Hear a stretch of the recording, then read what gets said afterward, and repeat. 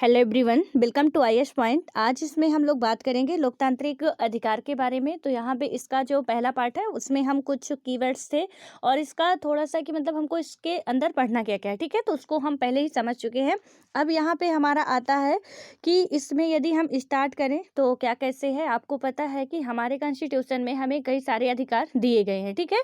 और अधिकार के अलावा हमारी ड्यूटीज भी हैं कुछ, जो कि हमें बिल्कुल याद रखना चाहिए। ऐसा नहीं है कि सिर्फ अधिकार ही हम माने अपना। तो अधिकार, यदि सबसे पहले हमें ड्यूटीज पता हो उसके बाद अधिकार पता हो तो काफ़ी बेटर होता है, ठीक है। तो आज क्लास स्टार्ट करने से पहले ही आप लोगों के लिए होमवर्क है कि आप लोगों को क्या करना है कि जितनी भी हमारी फंडामेंटल ड्यूटीज हैं, ठीक है। यहाँ पे फंडामेंटल राइट्स तो हम पढ़ रहे हैं, दैट मीन्स मौलिक अधिकार की बात इसमें हम कर रहे हैं। बट आपको क्या करना है कि जो ड्यूटीज है उनको जो भी है पूरा उसका डिटेल से समझना है। जितनी भी हमारी ड्यूटीज है उसको एकदम से रट लेना, ठीक है। और रटने के बाद मुझे वापस से आना, कमेंट करके बताना है कि हाँ ये चीज़ मेरा कंप्लीट हो चुका है, ठीक है। अब उसके बाद यहाँ पे हम बात करें, यदि इसको स्टार्ट करें तो इसमें क्या है कि अधिकारों के बिना जीवन, ठीक है।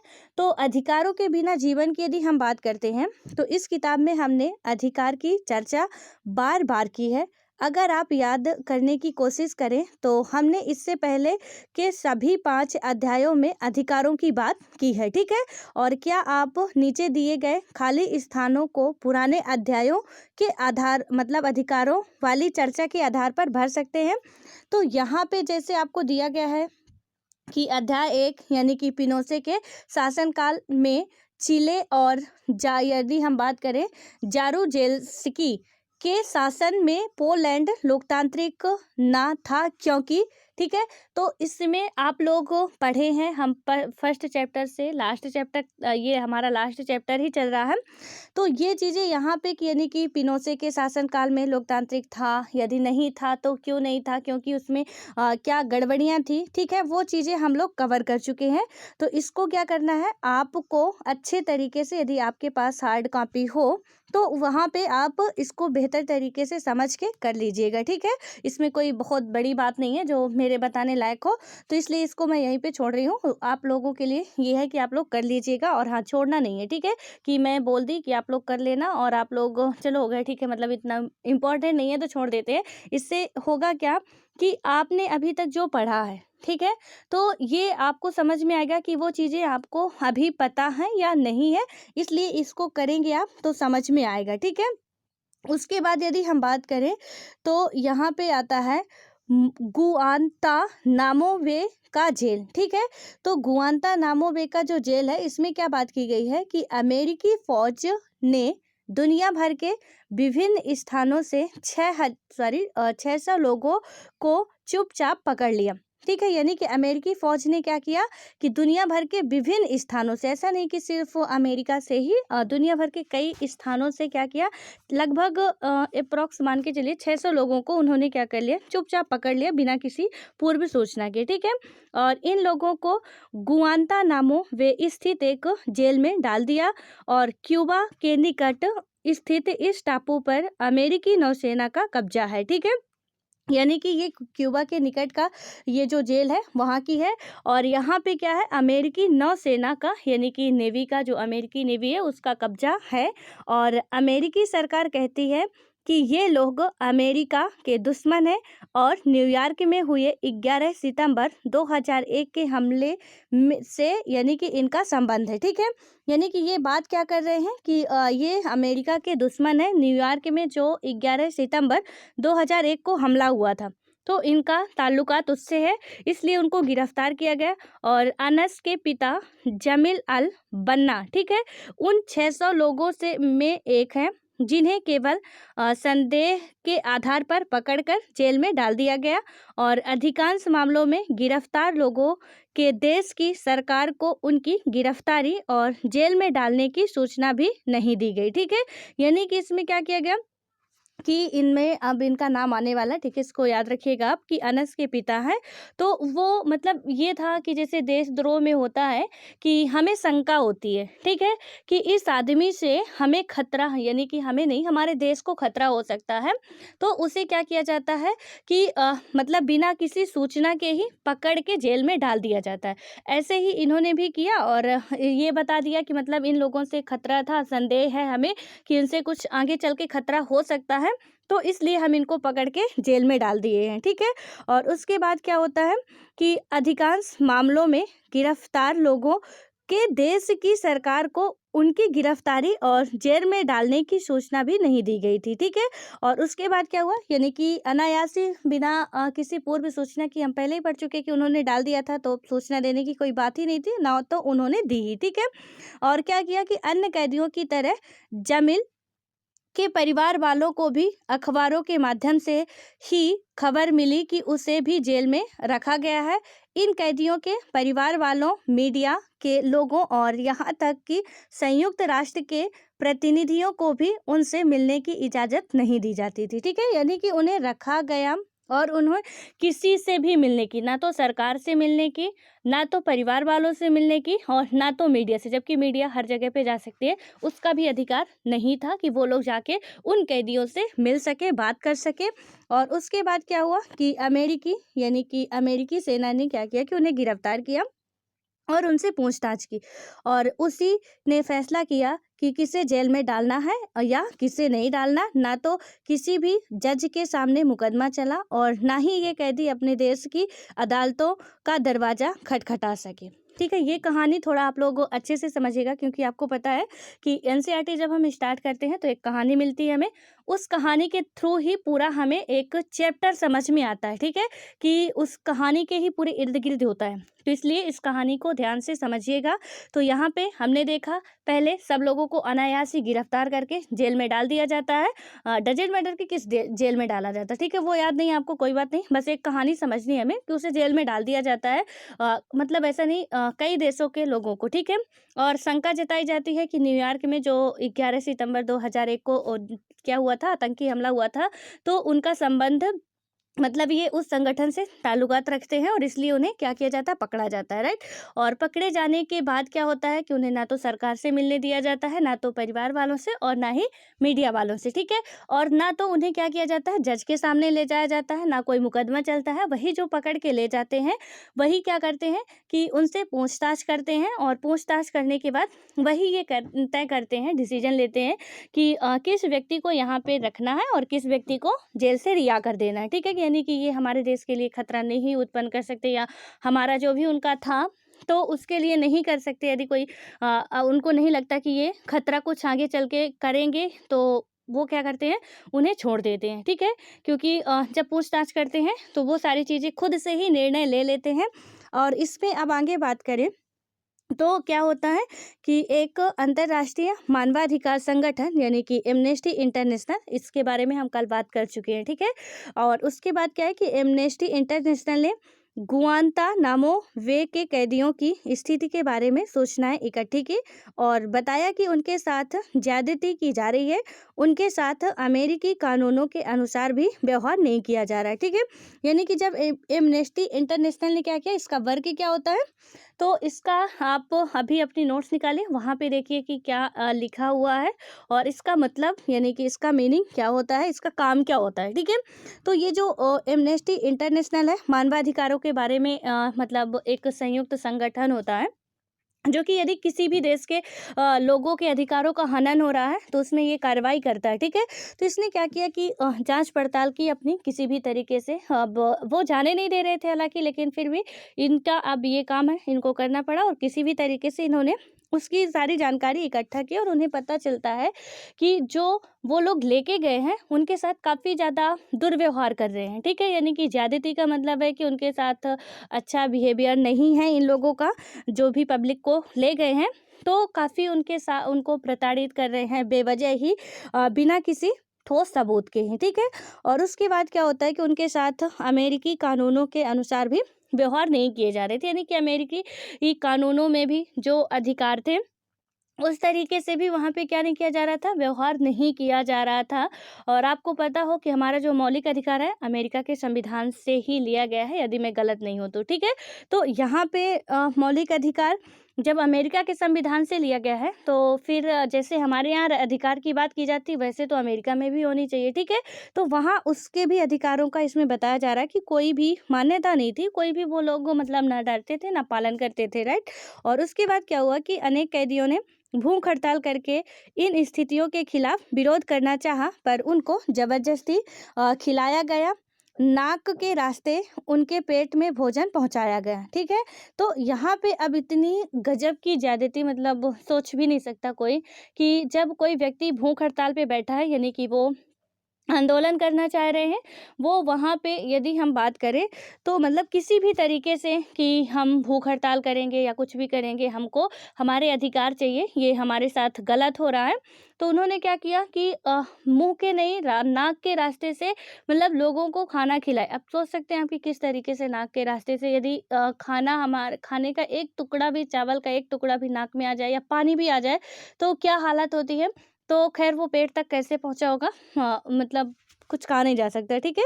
तो उन्होंने क्या किया कि नाक के रास्ते से उनके पेट में भोजन पहुंचाया गया, और जिन कैदियों को आधिकारिक रूप से निर्दोष करार दिया गया था, उनको भी यही क्या उनको भी नहीं छोड़ा गया, राइट। यानी कि जिनको वो पहले डिसाइड किए थे ना कि हम छोड़ देंगे, तो उनको भी ये लोग फिर बाद में क्या करते हैं, नहीं छोड़ते हैं। और उसके बाद क्या होता है कि जब उनको भी नहीं छोड़ा गया जो निर्देश थे, तो संयुक्त राष्ट्र द्वारा कराई गई एक स्वतंत्र जांच से भी इन बातों की पुष्टि हुई, और संयुक्त राष्ट्र संघ के महासचिव ने कहा कि गुआंतानामो वे जेल को बंद कर देना चाहिए। अमेरिकी सरकार ने इन अपीलों को मानने से इनकार कर दिया, ठीक है। यानी कि जो ये गुआंतानामो जेल है उसको क्या किया संयुक्त राष्ट्र ने, यानी कि यूएन ने, मतलब इसके जो महासचिव थे उन्होंने कहा। और आपको अभी वर्तमान महासचिव का नाम अभी सर्च करना है गूगल पे कि कौन है। पता है तो बहुत अच्छी बात है, और नहीं पता है तो इसको पता कर लीजिएगा, ठीक है। और थोड़ा सा यूएन के बारे में भी आप लोग पढ़ लीजिएगा, क्योंकि आपके सिलेबस में मैं कल भी बता चुकी हूँ। और जहाँ भी आए इंटरलिंकिंग करने की कोशिश किया करिए। ये जो कुछ इंटरनेशनल और नेशनल ऑर्गेनाइजेशन है वो पूछे जाते हैं, एक अलग से यूनिट ही है, ठीक है। तो इसलिए आप लोग साथ साथ इसको भी कवर करते चलिएगा, काफ़ी बेटर होगा, बर्डन नहीं लगेगा, इजीली आप लोगों के जो सिलेबस है वो धीरे धीरे आप लोग कंप्लीट कर लेंगे, ठीक है। और आपके अंदर एक कॉन्फिडेंस आएगा कि हाँ आई कैन डू दिस, ठीक है। तो इसलिए आपको ये सारी चीज़ें करते रहनी है। और हाँ, सिलेबस जब पता होगा तभी तो आप लोग इंटरलिंकिंग कर पाएंगे। तो मेरी रिक्वेस्ट है, हमेशा बोलती हूँ कि प्लीज़ आप लोग सिलेबस अपने साथ में रखा करिए और उसको रट लीजिए कि क्या क्या है, ठीक है। और उसके बाद अब हम यहाँ पे आते हैं।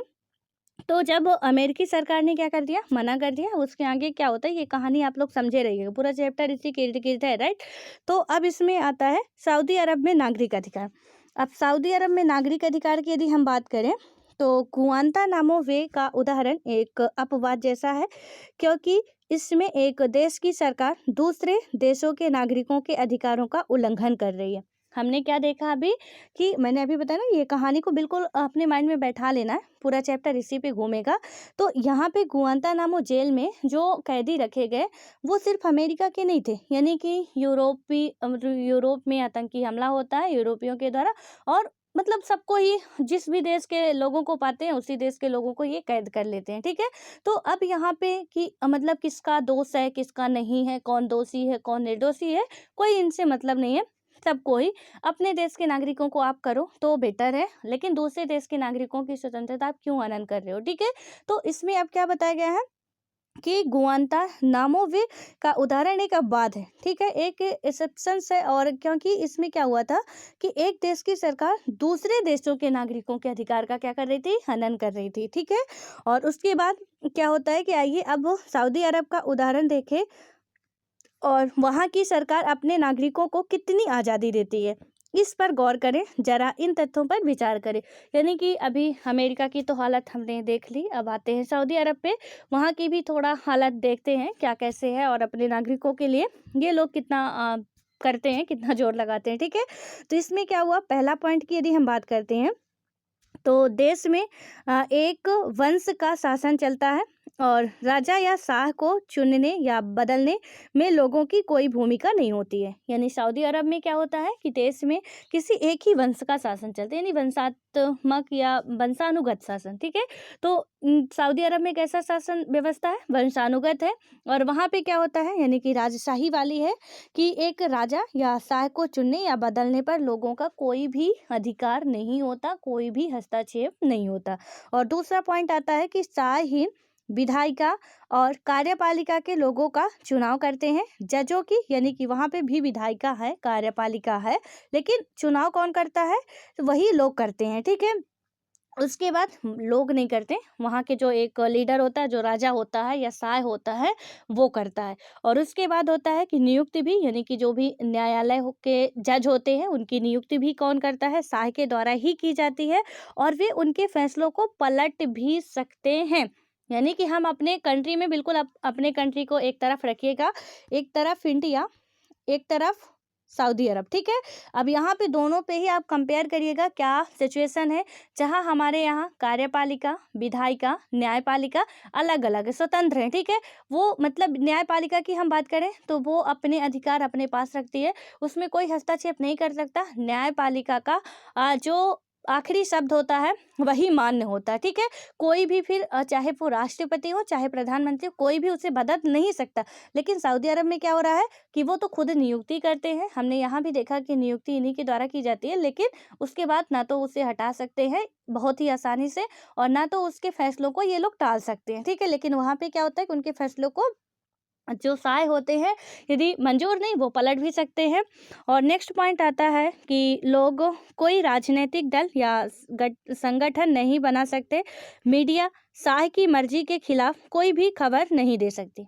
यानी कि हम अपने देश में देखते हैं, किसी भी लोकतांत्रिक कंट्री में, अपने देश में ही नहीं, जहाँ भी डेमोक्रेसी कंट्रियां हैं वहाँ की बात करें यदि, तो हम क्या कर सकते हैं, आंदोलन कर सकते हैं, कमेटी बना सकते हैं। ठीक है, अपने संगठन बना सकते हैं, तैयार कर सकते हैं। लेकिन सऊदी अरब में क्या हो रहा है कि वहाँ पे ऐसा कुछ व्यवस्था नहीं है नागरिकों के लिए, और मीडिया वही करेगी जो शाह जी कहेंगे। ठीक है, यदि वहाँ के राजा नहीं कहते मीडिया को ये करने को, मीडिया उनके खिलाफ एक वर्ड भी नहीं टाइप कर सकती है। और उसके बाद क्या होता है, यानी कि मीडिया का भी कोई अस्तित्व नहीं है, आप मान के चलिए। और उसके बाद है कि कोई धार्मिक आज़ादी नहीं है, सिर्फ मुसलमान ही यहाँ के नागरिक हो सकते हैं। यहाँ रहने वाले दूसरे धर्मों के लोग घर के अंदर ही अपने धर्म के अनुसार पूजा पाठ कर सकते हैं। उनके सार्वजनिक धार्मिक अनुष्ठानों पर रोक है। ठीक है, आपको पता होगा सऊदी अरब बात की जाती है हमेशा डिस्कस डिबेट में, एक मुस्लिम कंट्री है। ठीक है, अब मुस्लिम कंट्री है, यानी कि वहाँ का रूल ही है कि सिर्फ मुसलमान ही रह सकते हैं, अदर कोई भी नहीं रह सकता। गलती से आप पहुंच गए, कुछ ऐसी कंट्रियां होती हैं जहाँ पे हम हिंदू हैं, फिर भी यदि उस कंट्री में हमें रहना है, उस टाइप का हमें वेशभूषा बनाना ही पड़ेगा।